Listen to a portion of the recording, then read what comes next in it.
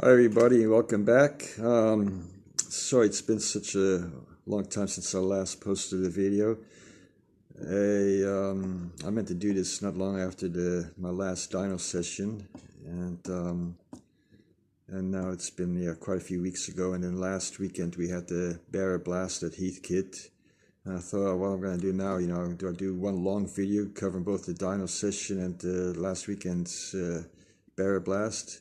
Or do I still do two individual videos? And I didn't know what to do. And my wife told me I should look at my analytics and decide from that, going by that. And I said, well, how do you do that? I said, because I have no idea about analytics. And she's pretty much into YouTube. She has her own YouTube channel herself. And so she showed me how to look up the analytics. And it was actually quite interesting. I've never done that before. And what it tells you about myself and my viewers is kind of scary. They know YouTube knows more about us than what we know about ourselves.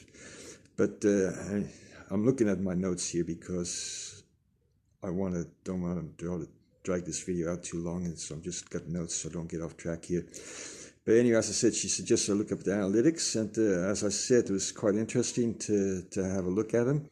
It tells you everything. It tells you, viewer retention rate when they start watching and when they switch off, what countries the most viewers are from, the age brackets. I think I had 4 different age brackets and percentage of that, and gender. And good on YouTube. They only had 2 genders, male and female.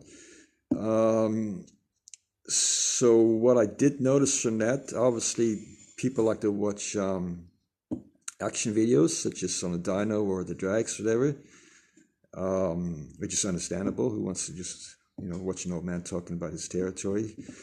And also the retention was interesting. People will watch it and switch off after a while. Again, probably because they get bored with what I have to say, but fair enough.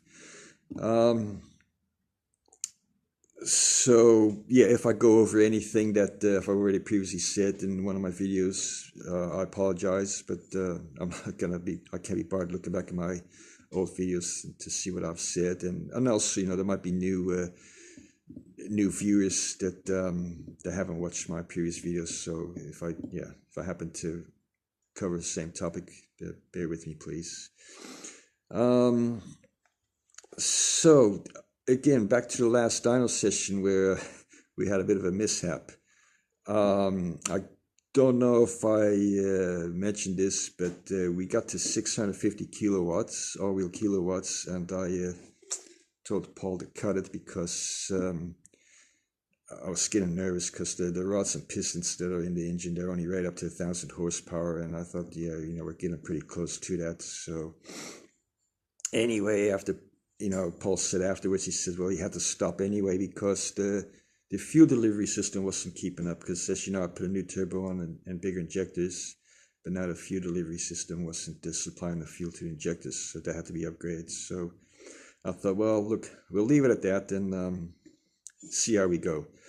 But I thought about it over a few days, and I thought, well, that my engine and my car doesn't really do that turbo justice. That turbo is it's amazing. Kip has really done outstanding job on this turbo. And like I said, my car doesn't do it justice. So I thought, probably my exhaust manifold and exhaust system would probably be the limitation, holding the turbo back. So I thought, well, bugger it, let's go for it and see what happens. So we added another Pierbrook pump, so it's now a triple Pierbrook pump setup. And we put it back on a dyno. And I forgot to mention, at the 650 kilowatts, it was at 30 psi. Put it back on a dyno, and then with the same amount of psi, he got up to 671, I believe it was. Actually, I got my dyno sheets here. Let's just grab them and have a look at the dyno sheets. Move the camera around.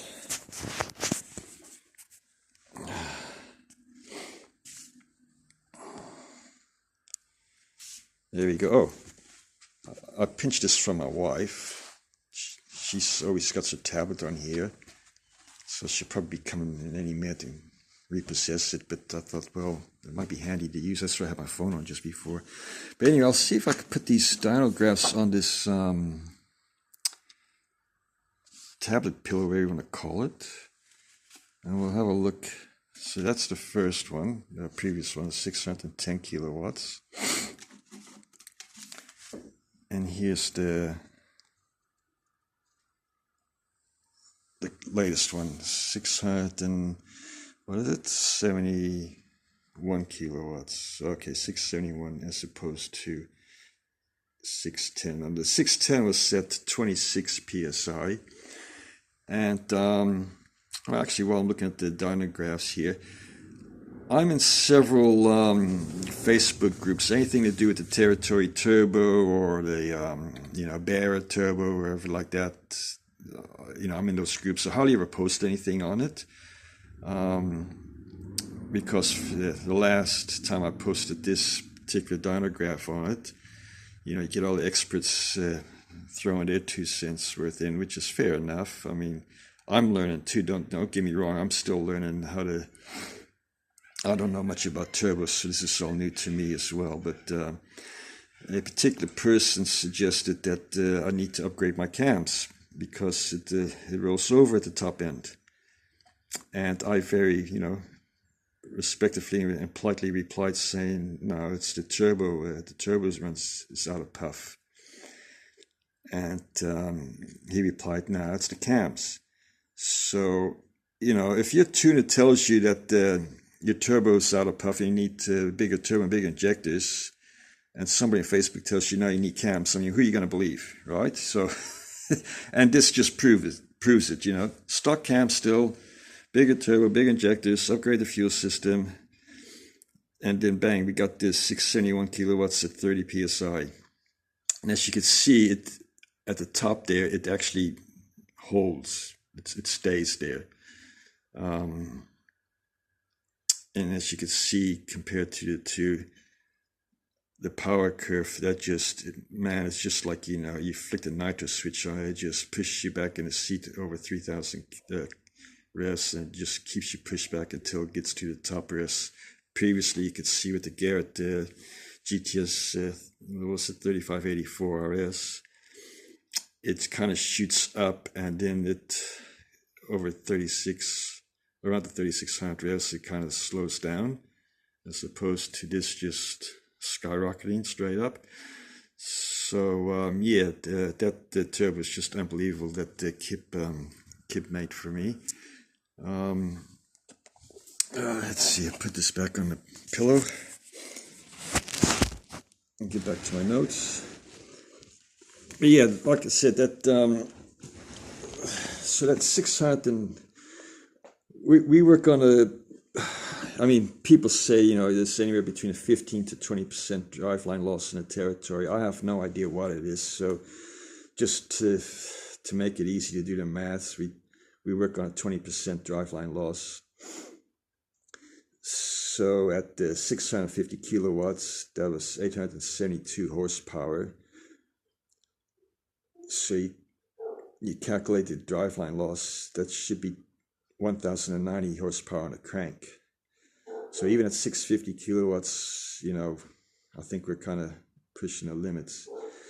So now with the 672 kilowatts, which is 901 horsepower, take away the 20% driveline loss, that's 1125 horsepower on a crank. So I actually called, there's spool rods in there, and I actually called Spool up and spoke to them about it.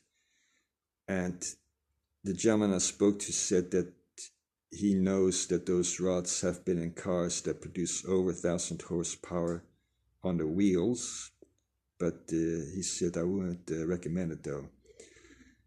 So, but also it's interesting at the dynographs, if you go back and look at them, it produces maximum power at 500 RPM less.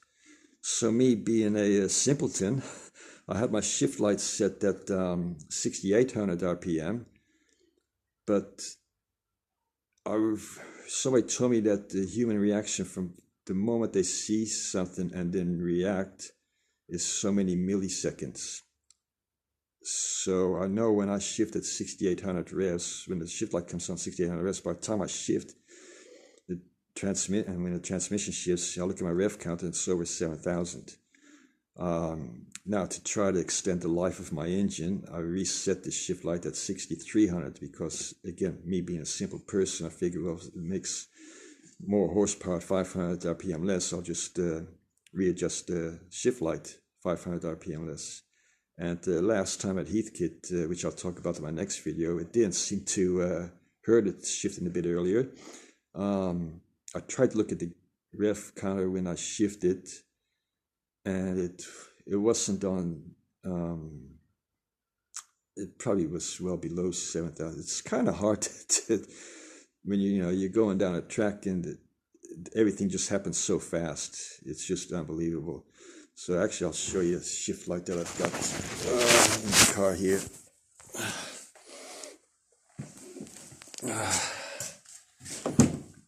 I don't have the keys to the ignition, otherwise I'll switch it on. But anyway, I've just got it set there. Don't know if you can see it. Yeah. And this is the cheaper version. It's just directly hardwired into the system. If I want to spend a little bit more money, I could have bought one that just plugs straight into the OBD port down there. And that one has more features. You could also set the launch RPM. If you want to launch at 3,000 RPM, you set it 3,000 RPM, and then the light will go on when you hit 3,000 RPM, and then when you take off, it'll switch over to the shift points, and you could each shift point you could adjust the RPMs, whereas this one you can't. Every shift point is the same RPMs, but it's good enough for what I want. So because I shift the car manually, because I just seem to get quicker times if I shift it manually than what I'll do if I leave it in the sports mode.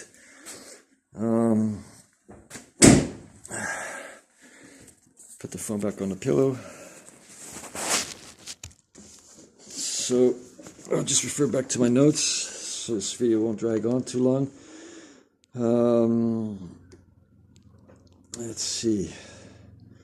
Yeah, shift light, got that. Already looked at the dyno graphs. Now, in regards to camshafts, look, again, I'm just talking from my own experience. Turbos is all new to me. But I've been modifying and tinkering around with cars since I was 16 and street racing, since I was 16 back in California, and I haven't grown up yet. All those cars, I've always had aftermarket cams in. The first thing I did was intake manifold, carburetor, cams, headers, or extractors here in Australia, and exhaust system. That's just the basics that you do straight away. And I've always done that. Then I come to Australia, did the same thing with my Charger with the 265 triple Webers cam in it, and away you go. But since I've been playing around with these turbos, I see no need to put bigger cams in because as I said before with the revs, from my experience with the bigger cams is, yes, it will deliver more power, but higher up in the rev range. Now, these 6-cylinder motors, they're very torquey, and again, it's not built to take big revs, so I don't want to over-rev it. I want to try to prolong my engine life. So, and I've seen Falcon turbo sedans at the drags. They're running 8 seconds with stock cams. So, why should I spend the money for aftermarket cams if you don't need it? I think in one of my previous videos too, I said you don't even need the, I've got the Plasma Man top half of the plenum. You don't really need that either. I just did because I think it looks a little bit better and it has less bends and curves in it. I mean, what I'm trying to say is you don't need to spend money on things that's not going to make your car go faster. Yeah, it's pretty much it in regards to the cams. Let's see. I'm just going again Oh, yeah, that's one of the reasons why I went too big a turbo. One reason was because when at the Geelong Revival, the car did three under 10-second passes. 10 seconds, as I said to everybody in my previous video, was my goal, and I was happy with that. But then when the car ran three sub 10-second passes, I thought, well, let's just move the goalpost a little bit further to 9.5. I've already had a few discussions with Kip over the phone in regards to maybe just taking my Garrett turbo and machining it out and put bigger compressor wheels in and stuff. And then when I went there with my turbo, he said, yes, we could do that, or we could put a bigger compressor housing on it, or we could do this, or we could just build a whole new turbo. So that's what I ended up doing, building a whole new turbo. And another reason I did that was just to prove to this expert on Facebook that it wasn't the cams, it was the turbo that was the limiting factor. So let me look at my notes still. Yep, already went over that. Aftermarket cams. Yep. I think I covered everything, which is good. So that's basically it for the last dyno session. As you saw, that we had a little mishap, but at least didn't throw a rod out the side or whatever. Very little damage. Or that previous video just showed the damage, which wasn't much. The next video, which I'll probably do in the next week or so, is in regards to the what happened last week in the Heathkit. I think I may have heard something. I don't know. I'll be able to tell you in the next video. Anyway, thanks for watching, guys. Please, if you have any questions, just shoot me a message or comment or whatever. I'm not a person that's, constantly looking at my phone, and especially social media. So if it takes me a day or two to get back to you, just be aware of that. But I appreciate you guys watching, and yeah, we'll see you in the next video. Be safe. Bye.